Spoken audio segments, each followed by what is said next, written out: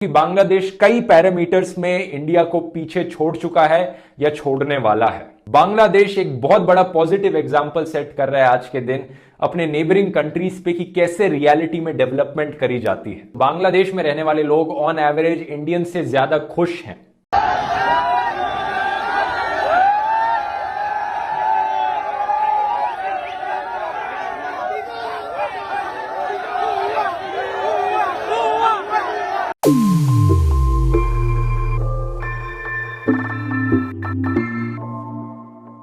बांग्लादेश में इस समय पर अराजकता फैली हुई है।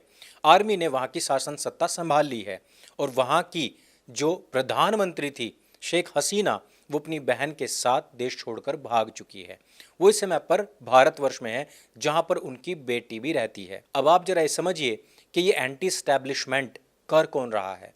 और ये कोई पहली बात नहीं कि जब ये बांग्लादेश में ऐसी बात घटित हो रही है। इसके पहले हम अफगानिस्तान, आए दिन पाकिस्तान, उसके पहले श्रीलंका और अमेरिका में ट्रंप के हटने के बाद, उसके बाद में लाल किले पर, और उससे पहले हम मिस्र में भी इसी तरीके की घटनाएं देख चुके हैं। लेकिन इन सब एंटी स्टैब्लिशमेंट के पीछे कौन होता है? कौन होता है जो ये लड़ाइयां लड़कर एक चुने हुए राजनेता को देश छोड़कर भागने के लिए मजबूर कर देता है? ध्यान रखिए, ये वही लोग होते हैं जो आए दिन ये कहते हैं कि संविधान खतरे में है और मनुस्मृति लागू होने वाली है। और ये वही लोग संविधान की धज्जियां उड़ाकर एक दिन फिर वहां शरिया कानून लागू कर देते हैं। और मनुस्मृति से डरा डरा कर बहुत सारे हमारे देश के लोगों का भी इस समय पर पागल बनाया जा रहा है, जिनको लगता है कि हाँ, एक दिन कुछ % लोग इस देश के अंदर मनुस्मृति लागू कर देंगे।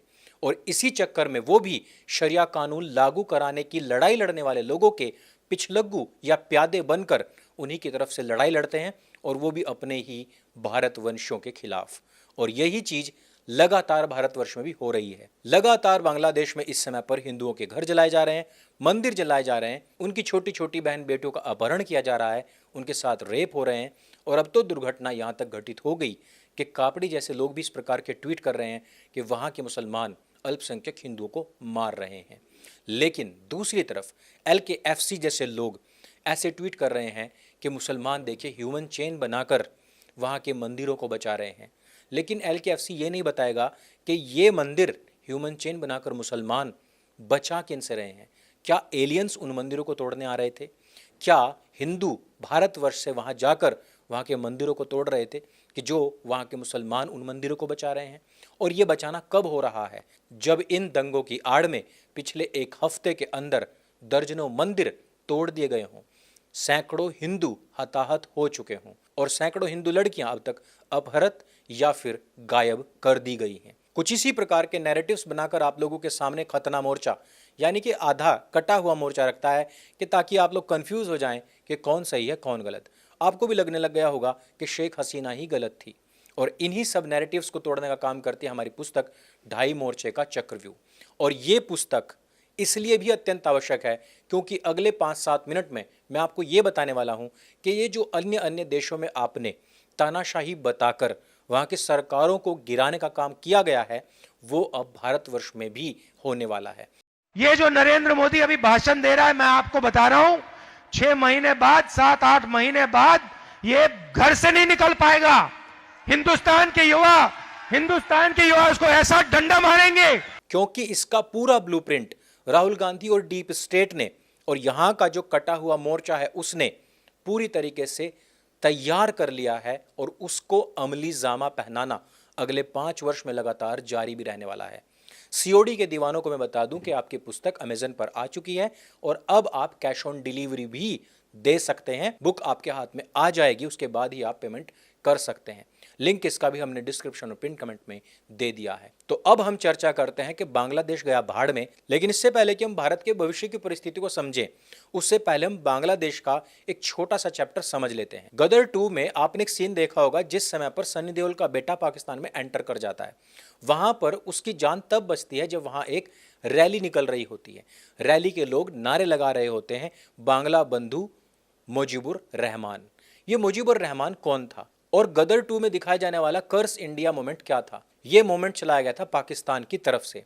और शेख मुजीबुर रहमान चाहते थे कि हमारा जो देश है बांग्लादेश, वो पाकिस्तान से अलग हो जाए।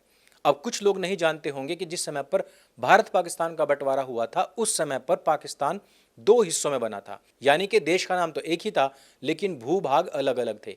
ये जो आज आप बांग्लादेश देखते हैं यह भी पाकिस्तान ही था। इसको 1971 में एक लंबी लड़ाई लड़ने के बाद बांग्लादेश बनाया गया था। और एक फोटो आप लोगों के सामने हमेशा मीम की तरह पेश किया जाता है जब भी भारत पाकिस्तान को क्रिकेट में हरा देता है। एक्चुअली ये जो फोटो है ये है 1971 का 90,000 पाकिस्तानी सैनिकों का भारत की सेना के सामने आत्मसमर्पण, जब इन लोगों की पैंट भी खींच खींच कर उतार कर नंगा करके इनको बेल्ट ट्रीटमेंट देने की तैयारी हो रही थी। उस समय पर जब बांग्लादेश अलग हुआ तो सबसे पहले प्रधानमंत्री बने थे शेख मुजीबुर रहमान ही, क्योंकि वो इस क्रांति के अग्रदूत थे। लेकिन वहां की सेना ने 4 साल के अंदर अंदर ही इस व्यक्ति के खिलाफ इतना आंदोलन छिड़वा दिया कि लोगों ने इसको तानाशाह समझकर अपने जूतों के तले रौंद दिया था, अर्थात अपने सबसे बड़े क्रांति दूत को ही जान से मार दिया था वहां की जनता और आर्मी ने मिलकर। यह दिन था 15 अगस्त 1975। इसी दिन शोले मूवी भी रिलीज हुई थी और इसी दिन इसके पूरे खानदान को खत्म कर दिया गया था। ये जो शेख हसीना है ये और इसकी छोटी बहन किसी प्रकार से बच गए थे क्योंकि ये पढ़ने के लिए अपने देश से बाहर थे और उस समय पर ये लोग वापस बांग्लादेश नहीं गए बल्कि भारत में ही रुक गए थे। उसके बाद में वहाँ पर फिर से आर्मी का शासन रहा, फिर से लोकतंत्र बहाल हुआ और अब हमने देखा कि एक लंबे समय से शेख हसीना ही प्रधानमंत्री बनी आ रही थी। लेकिन एक कानून जो 1971 में ही बना दिया गया था वो था कि जिन लोगों ने बांग्लादेश को अलग बनाने के लिए क्रांतिकारी बन के अपनी जान की आहुतियां दी हैं उनके परिवारों को पीढ़ी दर पीढ़ी आरक्षण मिलता रहेगा और टोटल जो जॉब्स होंगी उनमें 30% आरक्षण इन्हीं लोगों के लिए आरक्षित होगा। बाकी का 26-27% अन्य लोगों, महिलाओं, अपंग या फिर अल्पसंख्यकों के लिए निर्धारित किया गया था। अब इस सरकार ने इस पूरे के पूरे आरक्षण को ही समाप्त कर दिया था, लेकिन वहां की कोर्ट वापस आती है और कहती है कि इस 56% आरक्षण को हम झुका क्यों रखेंगे।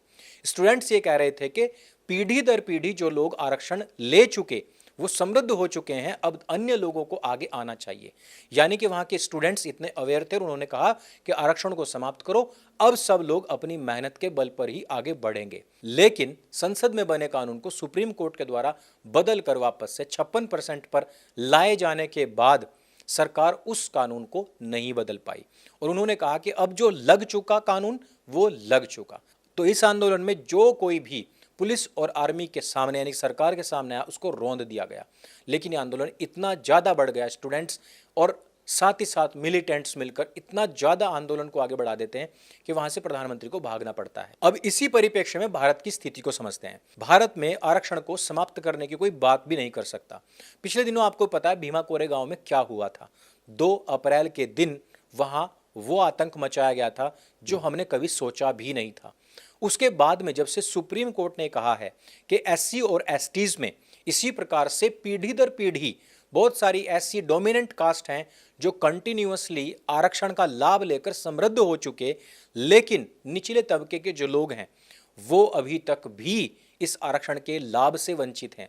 जैसे कि एससीज में वाल्मीकि समाज इस बात को कह रहा है कि हमें आज तक आरक्षण का वो यथोचित लाभ नहीं मिला। उसी प्रकार से एसटीज में भी कह रहे हैं कि सारा का सारा जो आरक्षण है वो मीना आकाश ले जाती है, जबकि भीलों को वो आरक्षण मिलता ही नहीं।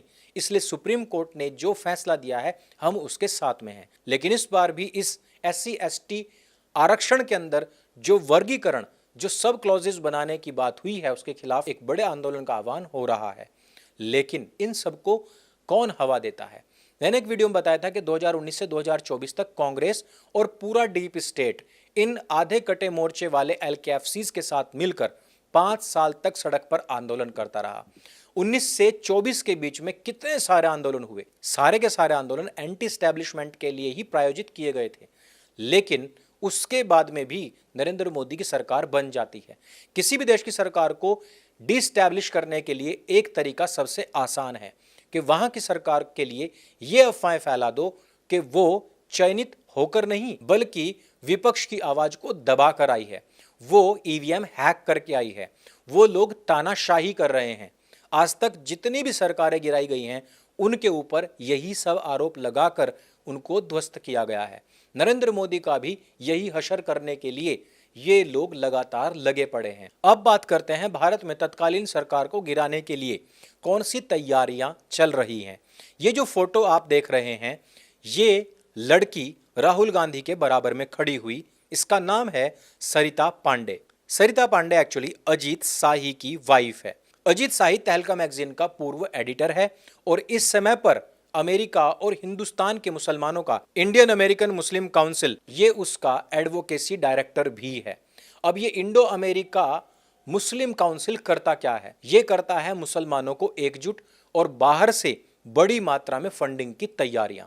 इनके पास में है एक बहुत बड़ा थिंक टैंक जो समाज की मेंटालिटी, उनकी मानसिकता के साथ में किस प्रकार से खेला जाए या किस प्रकार से खेला जाता है और किस प्रकार से उन लोगों को रेडिकल बनाकर एक तथाकथित तानाशाही के खिलाफ लड़ाने के लिए तैयार किया जाता है। इस फोटो में हम सरिता पांडे को दिल्ली रायट्स के जो मास्टरमाइंड्स थे, उमर खालिद, खालिद सैफी और नदीम खान के साथ में भी देख सकते हैं। नदीम खान का एक नया पोस्ट आया है जिसमें उसने बांग्लादेश की तत्कालीन परिस्थितियों को इंगित करते हुए कहा कि इसी प्रकार से तानाशाही का अंत होता है और यहां भारतवर्ष में भी होगा। इसी को समाप्त करने के लिए दिल्ली के दंगे हों या लाल किले के दंगे हों, ये भी कराए गए थे। लगातार फेक न्यूज़ आप लोगों के बीच में रोंपी जा रही हैं और जब तक उनकी निराई गुड़ाई आप लोग नहीं करेंगे, आने वाले समय में वो बड़े दरख्त बन जाएंगे और आप भी एक brain washed, brain dead zombies बनकर इसी देश के खिलाफ खड़े हो जाएंगे। आप एक सरकार या एक राजनेता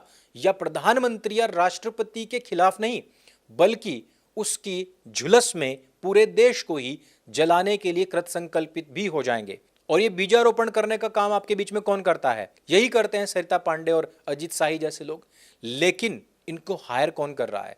ये राहुल गांधी और उनके जैसे ऐसे ही सैकड़ों लोग। हम और आप थिंक टैंक के बारे में सिर्फ ख्यालों में सोचते हैं, जबकि वो लोग अमेरिका जैसे देशों में बैठकर इनको इम्प्लांट करके हमारे देश के 140 करोड़ लोगों को प्यादों की तरह नचाते हैं और उस गेम का मजा लेते हैं। राहुल गांधी के गुरु सैम पित्रोदा, जो कि ओवरसीज कांग्रेस के अध्यक्ष हैं, वो हमेशा अमेरिका में ही रहते हैं और वही इंडो अमेरिका मुस्लिम काउंसिल के लोगों के साथ में इस प्रकार की मीटिंग्स करके एंटी एस्टैब्लिशमेंट की चीजें यहां भारत में किस प्रकार से लागू की जाएं प्लान करते हैं। अजीत शाही के बहुत सारे स्पीचेस हैं जिसमें उसने कंटिन्यूअसली इसी प्रकार की जहर को उगला है। वो स्पीचेस हम यहां पर भी सुन सकते हैं और सारे के सारे एविडेंस प्रूफ हम अपने टेलीग्राम ग्रुप पर भी डाल देंगे। हमको आगे आकर पुलिस की गोलियों के लिए तैयार होना चाहिए, दोबारा जेल जाने के लिए तैयार होना चाहिए। हमको वो सारी लड़ाइयां फिर से लड़नी चाहिए कि हिंदुस्तान में जितनी भी दहशतगर्द की वारदात होती है, मुझे पक्का यकीन है इसमें तमाम मरकजी एजेंसियों के भी हाथ होते हैं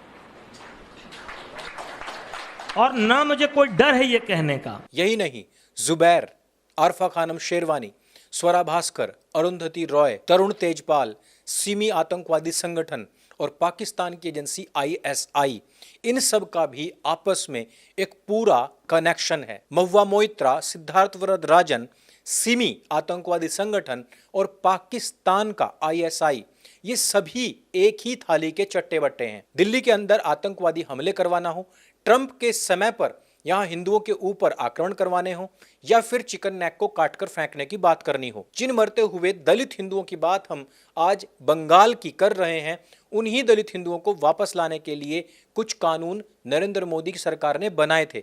उस समय पर ये पूरे के पूरे संगठन उन कानूनों का विरोध कर रहे थे कि वहां से आने वाले दलित भारतवर्ष में नहीं बसने चाहिए। यही नहीं, यहां भारतवर्ष में रहने वाले करोड़ों बांग्लादेशी और रोहिंग्या बदमाश भी यहां से बाहर नहीं भेजे जाने चाहिए। और वही उनके मुसलमान भाई वहां बांग्लादेश में दलितों को मार रहे हैं। लेकिन यहां हिंदुस्तान के रहने वाले दलित यहां के मुसलमानों की पूंछ से बंद कर उनके गुलामों की तरह तरह के देश को जलाने वाले आंदोलनों की धमकी दे रहे हैं। अब आप समझ सकते हैं कि ब्रेन वॉशिंग कितने बड़े लेवल पर चल रही है। डीप स्टेट हिंदुस्तान को तोड़ने के लिए कितनी गहराई तक काम कर रहा है और हम और आप इन सब को समझने में कहां तक सक्षम हो पाए हैं। वो लोग रात दिन भारत को तोड़ने के लिए ना केवल पढ़ते हैं, गढ़ते हैं, लिखते हैं बल्कि उसको इम्प्लांट भी करते हैं। लेकिन क्या आप उस चक्रव्यूह को, उस षड्यंत्र को समझने के लिए 5 मिनट भी डेली कुछ अच्छा या उनकी रणनीतियों को पकड़ने वाला कुछ ऐसा साहित्य पढ़ते हैं, समझते हैं? हम ऐसा नहीं करते हैं। अब आप जरा सोचिए कि एक देश में आप ही की पुश्तों को खत्म किया जा रहा है और आपके ही देश में उनको वापस बुलाने के लिए जो कानून बनते हैं, आप उन्हीं कानूनों के खिलाफ खड़े होकर वहां उनको मारने वाले लोगों का साथ देने लग जाते हैं। अपनी नस्लों को खत्म करने वाले लोग, मैं समझता हूं कि होशियार तो नहीं बन पाए 75 साल के आरक्षण के बावजूद भी। इस वीडियो में सिर्फ इतना ही। बांग्लादेश जल रहा है, वहां की परिस्थितियां हमारी परिस्थितियों से एकदम अलग हैं, लेकिन यहां अगले कुछ वर्षों में होने वाले दंगों को भी जस्टिफाई कर दिया जाएगा और बता दिया जाएगा कि दोनों लड़ाइयां आखिरकार तानाशाही के ही खिलाफ थी। आपने वीडियो को अंत तक देखा, आपका बहुत बहुत धन्यवाद। और अगर आप भी इस पूरे 2.5 मोर्चे के चक्रव्यूह को समझना चाहते हैं तो हमारी पुस्तक 2.5 मोर्चे का चक्रव्यूह अवश्य पढ़ें, जो हमारी वेबसाइट सनातन हाट और अमेजन पर भी उपलब्ध है और अब ये कैश ऑन डिलीवरी में भी अवेलेबल हो चुकी है। मेरे संग बोली सत्य सनातन वैदिक धर्म की जय। जय हिंद, वंदे मातरम।